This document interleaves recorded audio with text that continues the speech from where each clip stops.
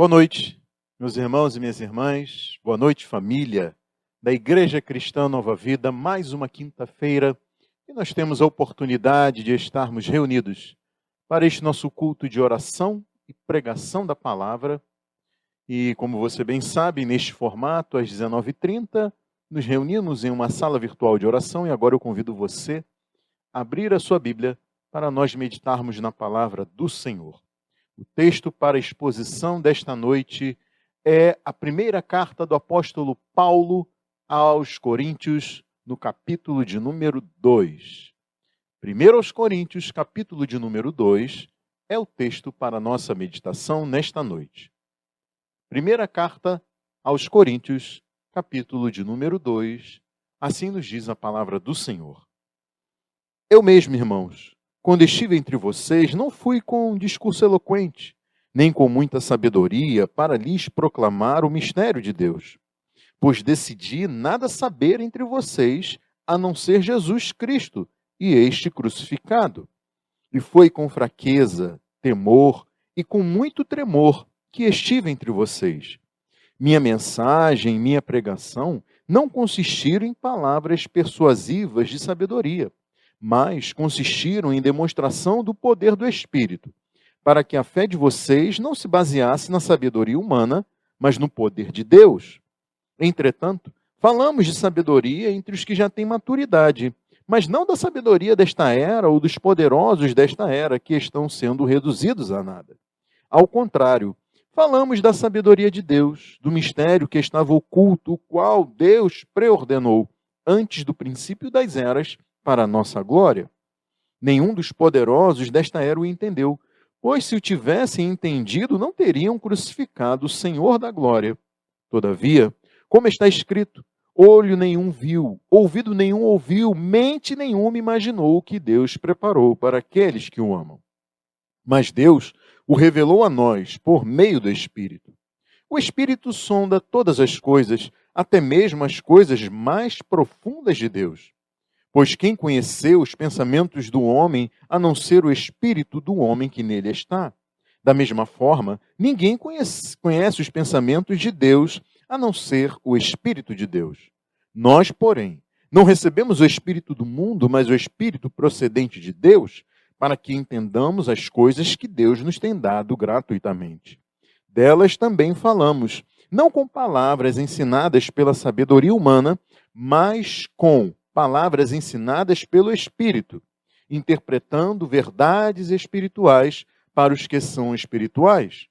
Quem não tem o Espírito não aceita as coisas que vêm do Espírito de Deus, pois lhes são loucura e não é capaz de entendê-las porque elas são discernidas espiritualmente. Mas quem é espiritual discerne todas as coisas, e ele mesmo por ninguém é discernido, pois quem conheceu a mente do Senhor para que possa instruí-lo? Nós, porém, temos a mente de Cristo. Curve sua cabeça, vamos orar. Senhor Deus e Pai, nós louvamos e agradecemos ao Senhor por esta oportunidade que nos concede de celebrarmos a Ti este nosso culto.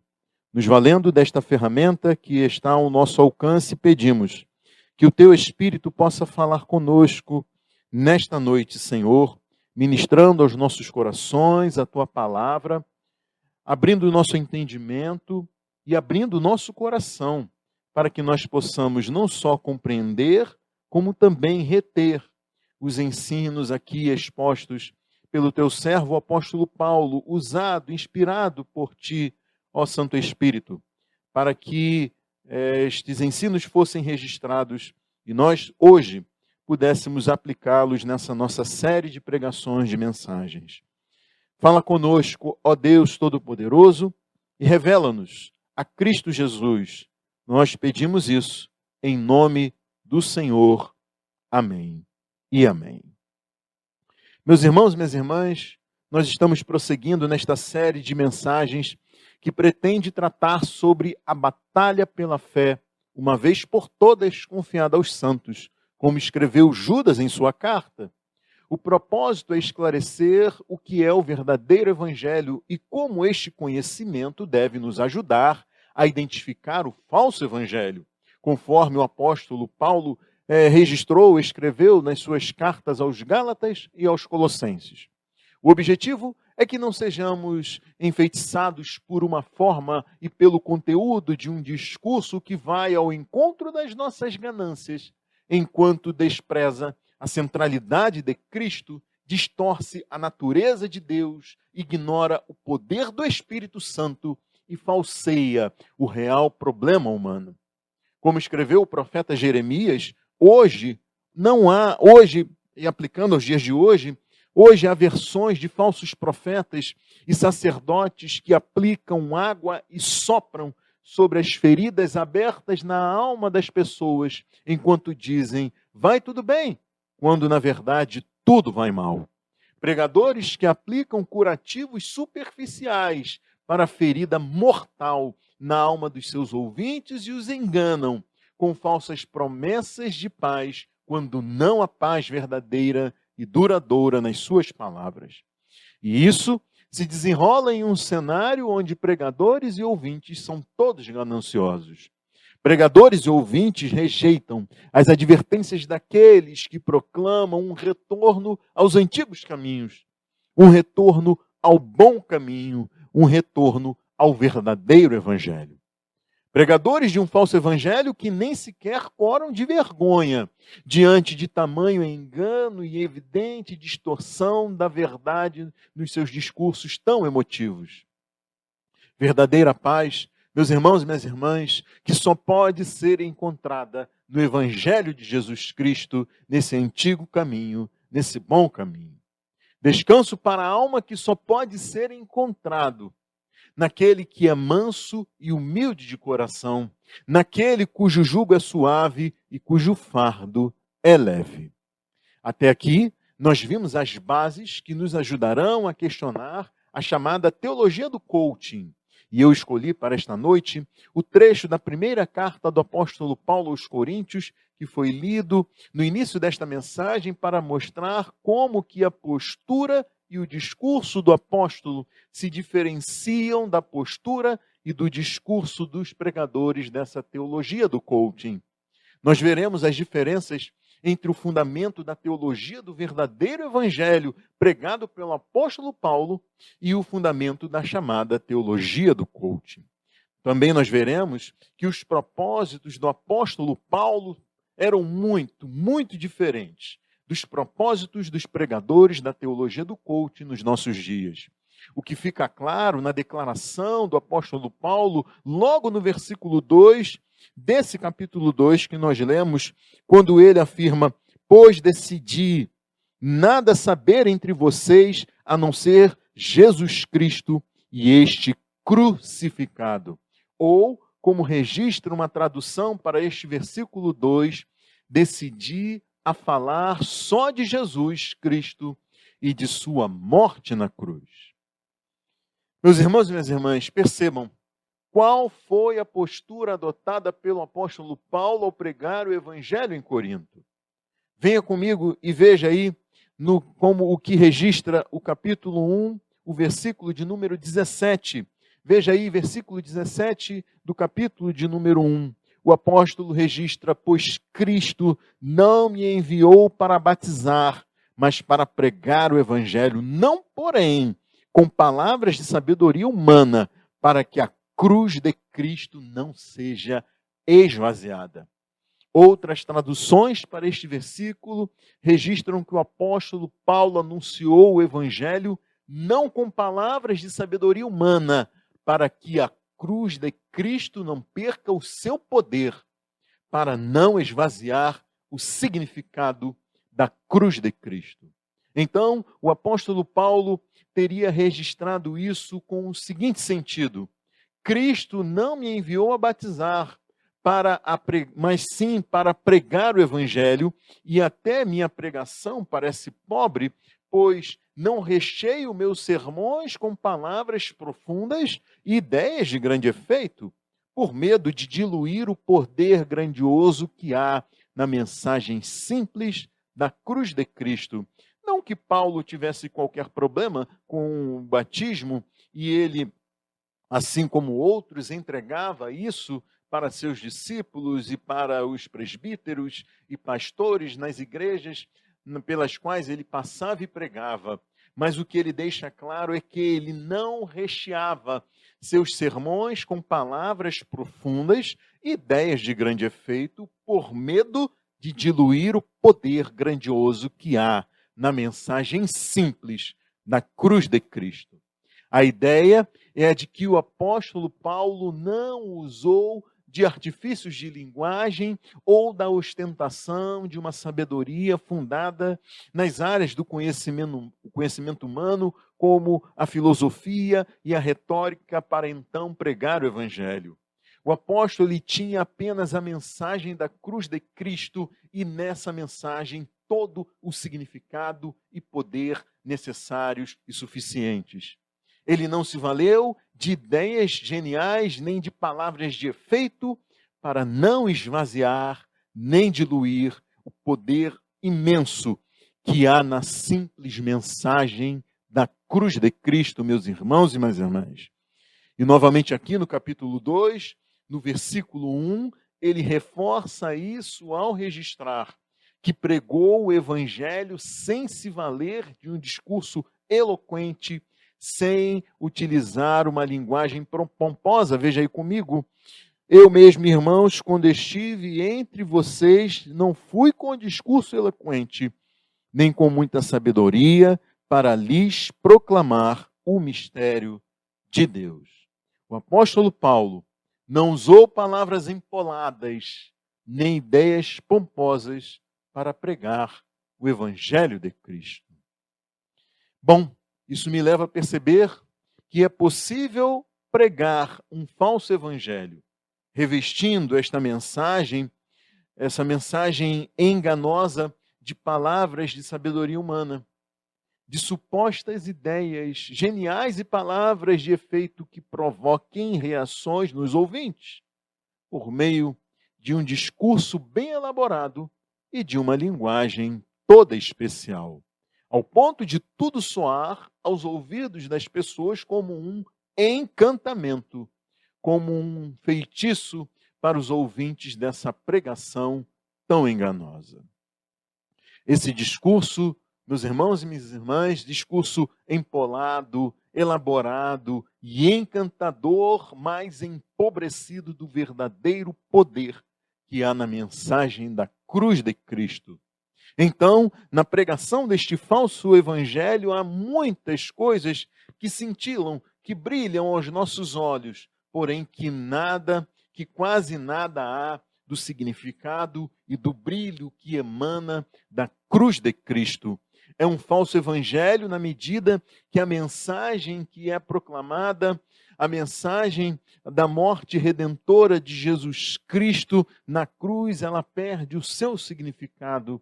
É um falso evangelho na medida em que o grandioso poder do evangelho é esvaziado em uma forma de se falar e em um conteúdo empobrecido de significado bíblico, ainda que cheio e rico em técnicas de convencimento e manipulação das pessoas.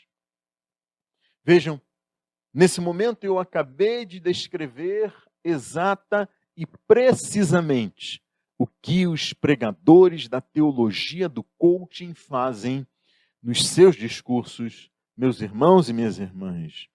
Bom, eu fiz uma série de pesquisas sobre o assunto e eu preciso dar os créditos para as fontes que eu tenho usado nesta série de pregações. E uma dessas fontes, uma principal fonte, é o livro que será projetado, deixa eu chegar aqui para o lado, projetado aqui ao lado. Esse livro é intitulado Você é o Ponto Fraco de Deus e Outras Mentiras da Teologia do Coaching, de Iago Martins, Pedro Pamplona e Guilherme Nunes. Neste livro, o pastor Pedro Pamplona, ele descreve a teologia do coaching como uma forma de discursar com base em um conteúdo que distorce os fundamentos da fé cristã. Trata-se de uma linguagem, de técnicas de coaching nas pregações, utilizadas nas pregações, onde sucesso, fama, dinheiro e elevação da autoestima são os alvos da mensagem proclamada por esses pregadores que se valem da teologia do coaching. Não se trata de uma teologia no sentido de uma forma de interpretação da Bíblia e nem de um sistema que auxilia a gente a entender a grande história de Gênesis a Apocalipse. Não se trata de uma teologia no sentido do que conhecemos como teologia pentecostal ou teologia reformada, nem de um sistema que trata sobre a eleição ou livre-arbítrio, como revelados nas Escrituras Sagradas. Como Pedro Pamplona registra no livro, a teologia do coaching pode ser tratada como uma forma de abordar os ouvintes. É, portanto, uma abordagem e não uma teologia propriamente dita. É a abordagem que trata os homens, que trata o homem, seus desejos materiais e ou carências emocionais como foco da pregação e do ministério pastoral, ao oferecer, por meio de textos bíblicos mal utilizados, uma narrativa divina que centraliza o homem ao dizer que ele é capaz em poder e importante em valor.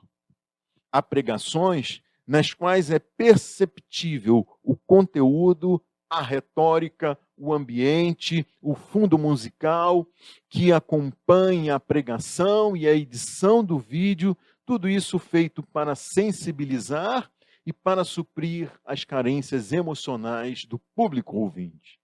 Esses pregadores estão focados em fazer os seus espectadores se sentirem importantes e valorizados, mesmo que para isso eles tenham de tirar Deus do centro da mensagem e, no lugar de Deus, colocar o homem.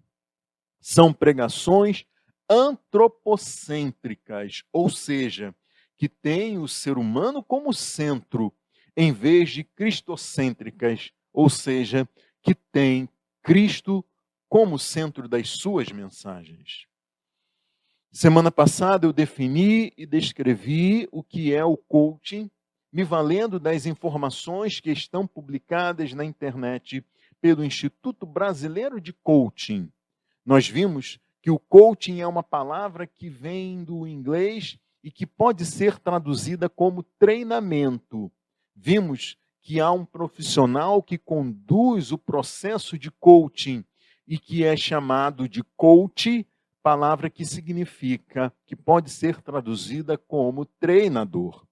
Vimos que o coaching se vale de uma mistura de técnicas e de ferramentas de diversas áreas, como administração, gestão de pessoas, psicologia, neurociência, linguagem ericksoniana, que vem a ser uma forma de hipnose, recursos humanos e planejamento estratégico.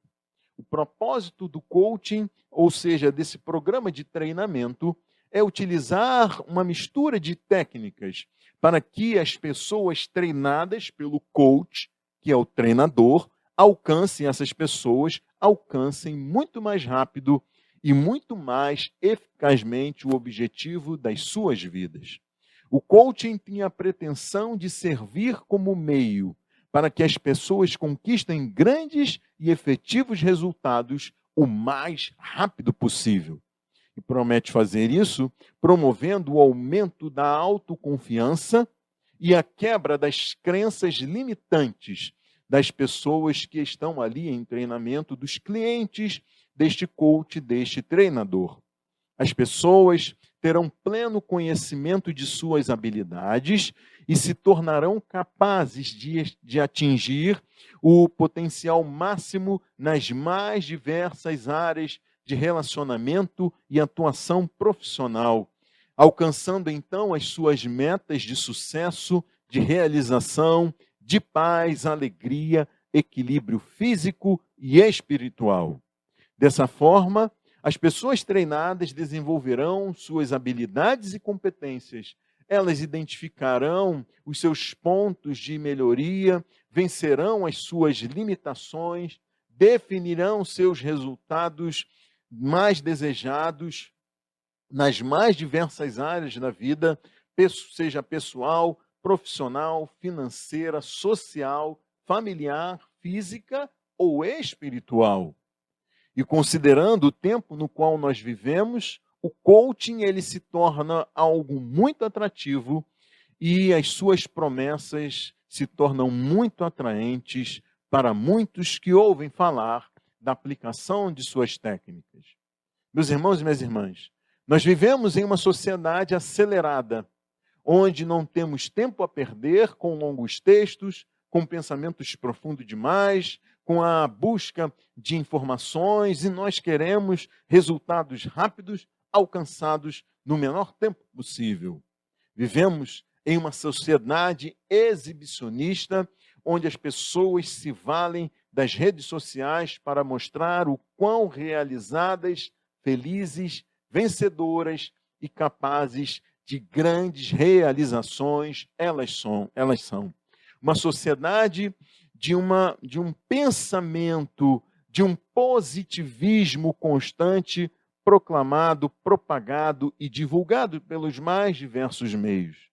Vivemos em uma sociedade multitarefa, onde as pessoas precisam desenvolver múltiplas competências para atuarem onde for preciso, para que não percam espaço, nem oportunidades, nem sejam vistas como pessoas derrotadas ou limitadas. Vivemos em uma sociedade que a todo tempo está exigindo de nós todo esforço, todo empenho e toda dedicação para que alcancemos o sucesso e sejamos a melhor versão de nós mesmos ao longo desse nosso desenvolvimento pessoal. Tudo isso, então, meus irmãos e minhas irmãs, meus amigos e minhas amigas, cansa. Cansa o corpo, a mente e a alma.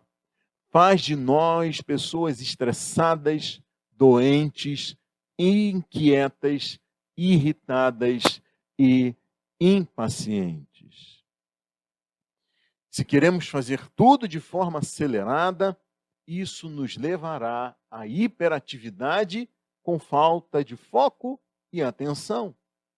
O excesso de trabalho e o modo multitarefas nos levarão à exaustão física e emocional. E a idolatria do sucesso nos levará à depressão, quando a realidade do fracasso bater a porta das nossas vidas.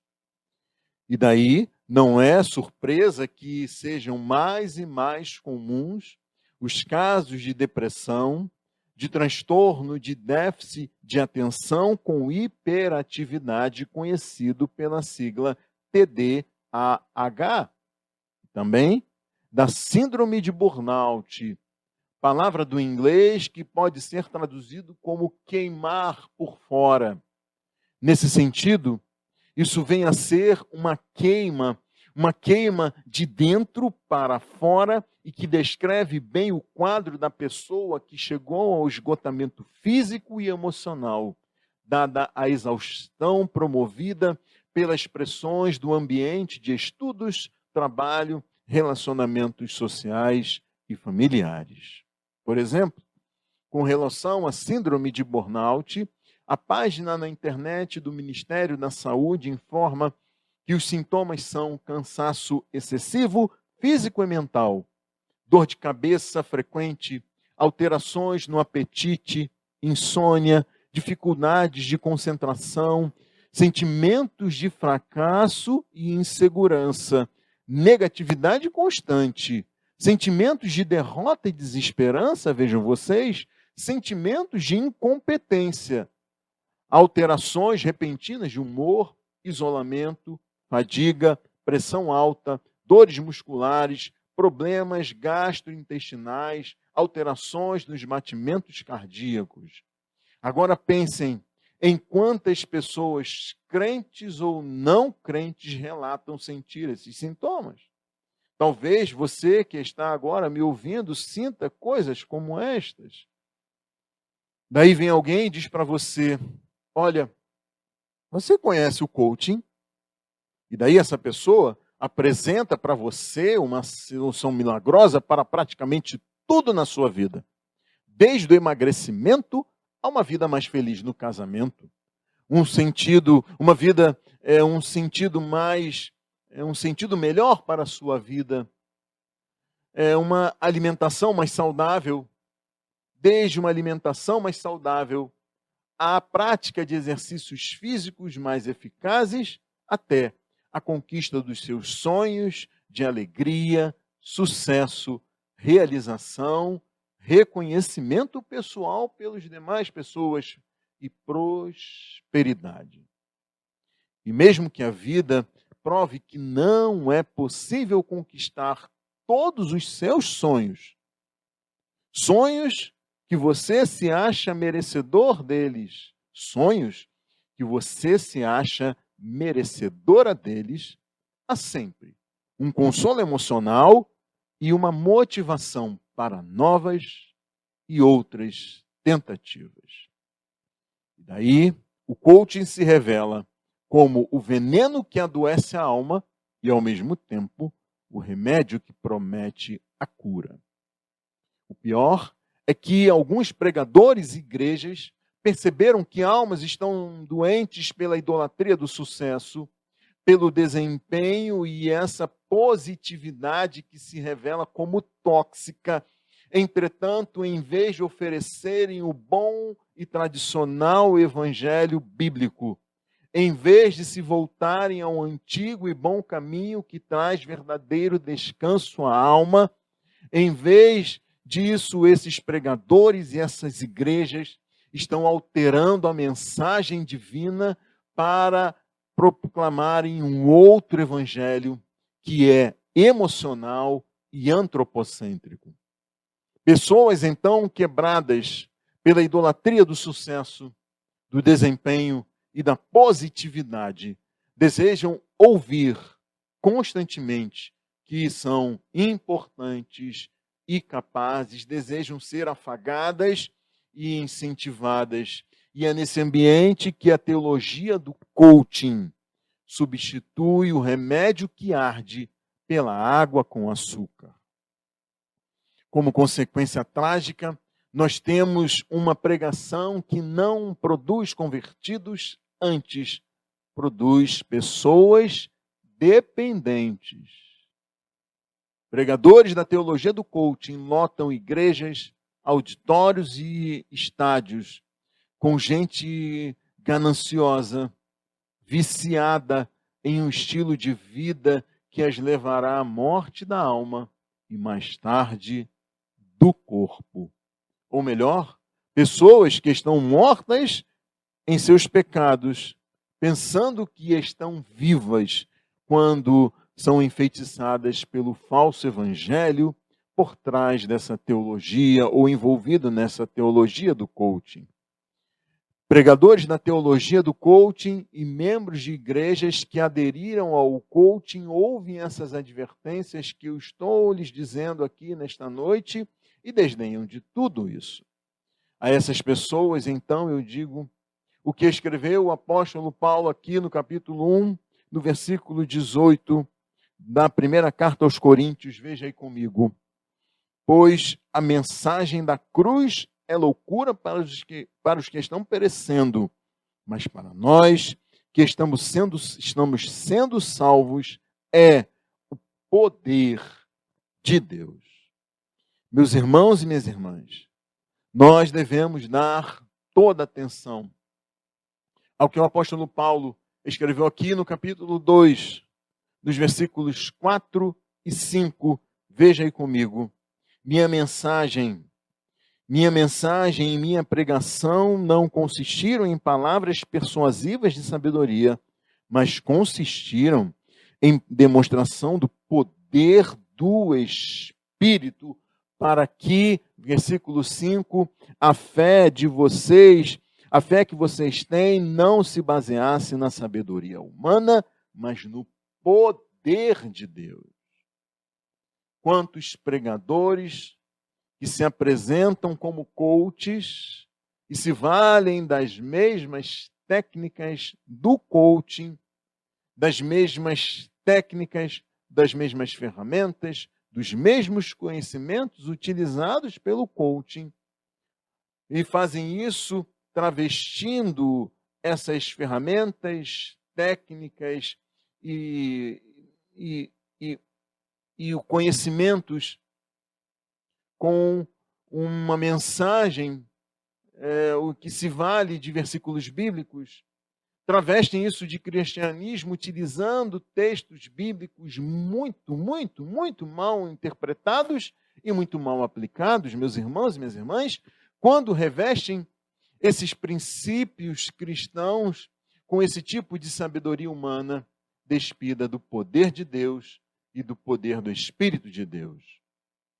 Por exemplo, um desses pregadores afirma que Deus planejou prosperidade para os seus filhos, mas que são as nossas decisões que destravam ou não esse bom destino divino para nós. A ideia é que Deus planejou uma prosperidade para os seus filhos, mas que são as nossas decisões que destravam ou não esse bom entendimento, esse bom destino divino para as nossas vidas.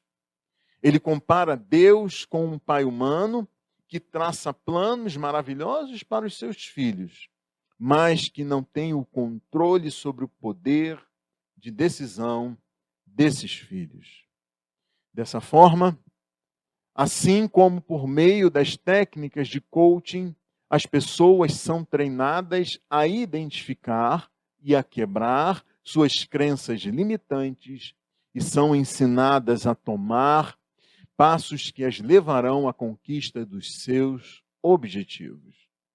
Na teologia do coaching, as pessoas aprendem a tomar decisões corretas e a agir de forma correta, destravando ou libertando o destino que Deus traçou para elas.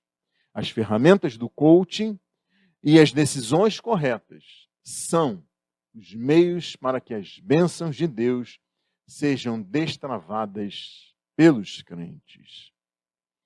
Outro pregador da teologia do coaching diz que Deus não coloca coisas nas nossas mãos porque nós não somos porque nós somos improdutivos. Deus não coloca coisas nas nossas mãos enquanto nós não nos tornarmos pessoas produtivas. Ou seja, é necessário passar pelo coaching para se tornar alguém produtivo e receber, então, essas bênçãos de Deus. Assim, a teologia do coaching promete um alcance na prosperidade financeira, da saúde emocional e da vida equilibrada pelo emprego de técnicas, de ferramentas e de conhecimentos do coaching travestidas de cristianismo bíblico, meus irmãos e minhas irmãs. Enquanto que os coachings se colocam como conhecedores dessas técnicas, dessas ferramentas, desses métodos revolucionários que levarão os seus clientes ao desejo, ao sucesso desejado, os pregadores da teologia do coaching fazem o mesmo, só que usando versículos bíblicos como mero pretexto para o emprego dessas mesmas técnicas, dessas mesmas ferramentas e desses mesmos métodos revolucionários do coaching. Para um desses pregadores, quem ama a Deus e vive o propósito dele prospera. Quem ama a Deus e vive o seu propósito prospera, tem toda a sorte e tudo dá certo. E daí, um crente que enfrenta lutas na sua escola, faculdade ou local de trabalho por causa da sua fé em Cristo, que batalha em oração pelos filhos, que clama a Deus para que Deus sustente, para que o Espírito de Deus sustente a sua fé e o fortaleça contra as investidas e os nardos inflamados do diabo. Um crente que abre a sua Bíblia e lê na carta aos Hebreus que houve quem no passado fosse considerado um herói na fé, homens e mulheres santos, justos e piedosos, que foram torturados, que recusaram ser libertados para poderem alcançar uma ressurreição superior, que enfrentaram zombarias e açoites, que foram acorrentados e colocados na prisão, apedrejados, cerrados ao meio, postos à prova, mortos ao fio da espada. Pessoas que andaram errantes, vestidos de peles de ovelhas e cabras, necessitados, afligidos e maltratados. Pessoas que vagaram pelos desertos e montes, pelas cavernas e grutas. Pessoas tais que o mundo não era digno delas. Hebreus capítulo 11, versículos 35 a 38. Então, um crente que enfrenta suas lutas e que abre a sua Bíblia e lê esses versículos, como deve se sentir esta pessoa, este crente em Deus, que vive de tal forma e que lê tais coisas em sua Bíblia, quando ouve uma pregação coaching como essas. Pregadores da teologia do coach enunciam palavras positivas e de elevada autoestima, que são repetidas pelos seus ouvintes. Há algum tempo eu ouvi um desses pregadores em uma igreja, que era pastor de uma igreja na Barra da Tijuca e que, segundo ele, disse que essa sua igreja estava voltada para conquistar ou evangelizar, entre aspas, moradores daquele bairro. Moradores ricos daquele bairro. Era uma igreja estruturada, voltada e dedicada para esses pregadores, para essas pessoas ricas do bairro da Barra da Tijuca. Eu, nessa ocasião, ouvi esse pregador falando em uma igreja na Baixada Fluminense, muito simples, quando então ele disse que nós deveríamos fazer o mesmo que ele, em certa ocasião, fez quando estava passando um belo dia ensolarado em frente a um condomínio de mansões na Barra da Tijuca. E aí então ele resolveu entrar nesse condomínio. Ele disse que não tinha dinheiro naquela ocasião para comprar uma mansão, mas foi até a administração e pediu para conhecer as mansões que estavam ali à venda. Em seguida, ele recebeu uma proposta de valores de venda e disse que enquanto visitava os imóveis e ouvia as propostas e os valores de venda, ele interiormente ia declarando que um dia moraria em uma casa como aquelas que ele tinha visitado. Coisa parecida foi dita por um conhecido pregador do coaching há coisa de 2 anos.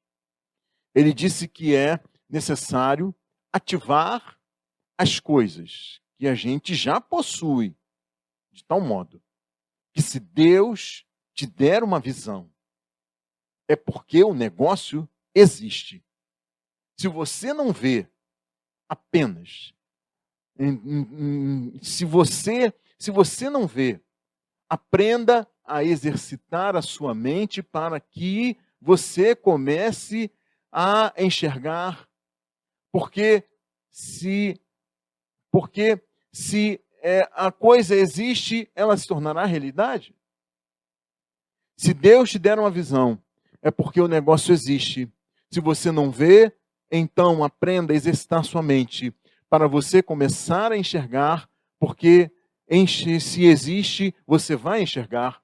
Se a sua visão não for clara sobre uma coisa que você não experimentou, essa coisa já existe e é só você pegar o que é seu.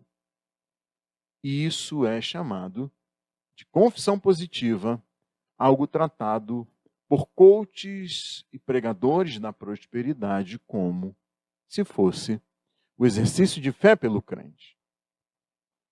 Como no coaching, que se propõe a oferecer soluções eficazes e rápidas para as mais diversas áreas da nossa vida. Os pregadores da teologia do coaching se dedicam não só a falar da prosperidade material. No radar desses pregadores também está a prosperidade emocional. Quantos meus irmãos e minhas irmãs são aquelas pessoas que entram na igreja para que se sintam, para que busquem paz consigo e com as suas emoções. Pessoas quebradas que querem ouvir que são importantes, que são boas e que são poderosas. E para isso, os pregadores da teologia do coaching usam Deus como uma espécie de promotor na boa imagem dessas pessoas. Para esses pregadores, Deus é aquele que vive em nós e que depende de nós, distorcendo a mensagem e aplicando de forma muito equivocada textos como Isaías 57:15, que diz: pois assim diz o alto e sublime, que vive para sempre e cujo nome é santo.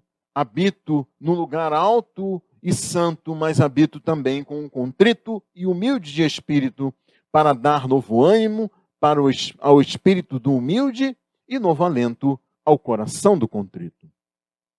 Com o propósito de elevar a autoestima dos crentes. Esses pregadores da teologia do coaching dizem que se estamos no mesmo nível de Deus, então devemos nos sentir satisfeitos. Devemos assim nos sentir plenamente satisfeitos se estamos no mesmo nível de Deus. E com isso, esses pregadores distorcem versículos bíblicos para dizer o que um conhecido pregador da teologia do coaching disse certa vez: quando eu olho para Deus, eu sou tão justo que eu não me sinto inferior a Deus. Enquanto que 1 Coríntios 2, versículos 10 a 14, registram o seguinte: mas Deus revelou a nós por meio do Espírito. O Espírito sonda todas as coisas, até mesmo as coisas mais profundas de Deus. Pois quem conhece os pensamentos do homem, a não ser o Espírito do homem que nele está?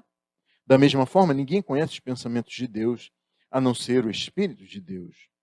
Nós, porém, não recebemos o Espírito do mundo, mas o Espírito procedente de Deus, para que entendamos as coisas que Deus nos tem dado gratuitamente. Delas também falamos não com palavras ensinadas pela sabedoria humana, mas com palavras ensinadas pelo Espírito, interpretando coisas espirituais para que os que são espirituais, quem não tem o Espírito de Deus, não aceita as coisas do Espírito de Deus, pois lhe são loucura, e não é capaz de entendê-las, porque lhes soam como loucura, não é capaz de entendê-las porque elas são discernidas espiritualmente. Meus irmãos e minhas irmãs, vejam que no final do versículo 16, o apóstolo Paulo registra: nós, porém, temos a mente de Cristo. Bom, meus irmãos e minhas irmãs, nós vimos nessa noite que o apóstolo Paulo confiava no poder de Deus, manifestado na pregação da mensagem da cruz. Vimos que ele não se valia da sabedoria humana, nem de técnicas de retórica, nem de palavras de efeito, nem de um suposto conhecimento restrito a poucos, para que a palavra de Cristo então não fosse esvaziada. Vimos que ele fazia isso para que o evangelho, que tem a cruz como centro, recebesse toda a glória, em vez de perder o seu sublime e tremendo significado, meus irmãos e minhas irmãs. Vimos que o apóstolo Paulo decidiu nada saber entre os coríntios a não ser Jesus Cristo crucificado.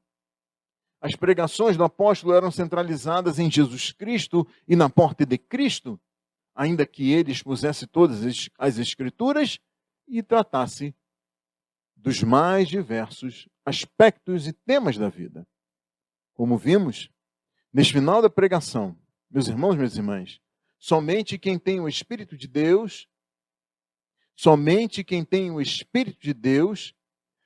tem entendimento e discerne as coisas que são do Espírito, em vez de entendê-las como loucura, porque quem não tem o Espírito de Deus, para essas pessoas isso tudo soa como loucura. Mas aqueles que não têm o Espírito são como Judas classifica na sua carta como os que seguem a tendência da sua própria alma. São dominados por desejos naturais, são os que seguem os próprios instintos. Alma, desejo e instintos naturalmente corrompidos, manchados e marcados pelo pecado, em vez de vivificados e transformados pelo Espírito de Deus. Meus irmãos e minhas irmãs, devemos ser espirituais, como o apóstolo Paulo afirma aqui no versículo 15 deste segundo capítulo da carta aos Coríntios, o que significa que nós devemos ser maduros na fé. Maturidade que se expressa em submissão a Deus e a sua palavra. A Cristo somente, o reconhecendo como Salvador e Senhor, e ao Espírito como ajudador e auxiliador nas nossas fraquezas e limitações, nos conduzindo à imagem de Cristo, formando em nós a imagem de Cristo. Maturidade essa expressa em uma vida santa diante de Deus e piedosa em sociedade. Meus irmãos e minhas irmãs, a minha oração é que todos nós em nossa igreja tenhamos a mente de Cristo, ou seja, o mesmo modo de pensar, as mesmas atitudes, a mesma disposição, a mesma motivação, o mesmo sentimento para com Deus e para com o próximo.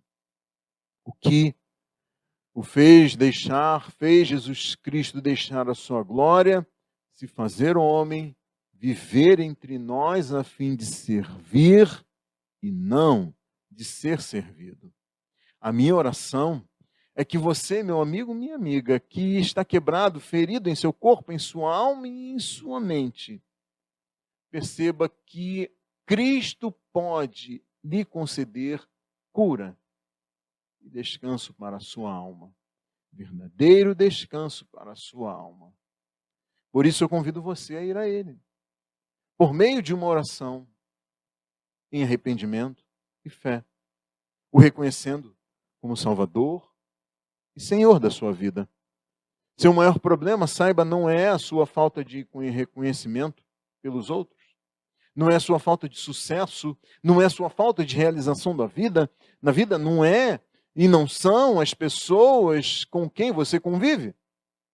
O seu maior problema é o seu coração, inclinado para o pecado e rebelde por natureza contra Deus, que torna você, meu amigo, minha amiga, condenado aos olhos de Deus, a tal ponto que mesmo que você tenha, ou então venha a conquistar, a ganhar ao mundo inteiro,